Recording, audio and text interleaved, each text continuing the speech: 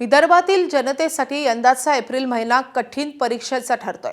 काल अकोला आणि अमरावतीमध्ये 45.6 अंश सेल्सिअस तर वर्ध्यात 45.5 अंश सेल्सिअस तापमानाची नोंद झाली आहे।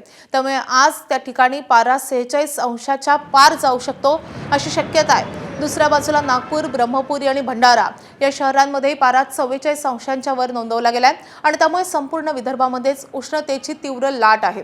तुलनेने थंड हवेचं ठिकाण मानल्या जाणाऱ्या बुलढाण्यातही काल हवामानाचा पारा हा 68 वर्ष जुना विक्रम मोडल्याचं दिसून येतंय। पुढील 2 ते 3 दिवस उष्णतेची तीव्र लाट कायम राहील असं हवामान विभागाचं म्हणणं आहे। त्यानंतर 1-2 दिवस ढगाळ वातावरण राहून दिलासा मिळेल अशी शक्यताही हवामान विभागाने व्यक्त केली आहे।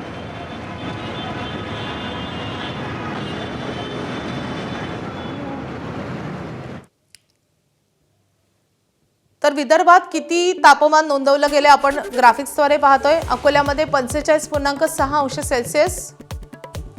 तर काल विदर्भातलं किती तापमान होतं आपण पाहतो। अमरावतीमध्ये पारा होता 45.6 अंश सेल्सिअस वर। वर्धा 45.5 अंश सेल्सिअस। एबीपी माझा, उघडा डोळे बघा नीट।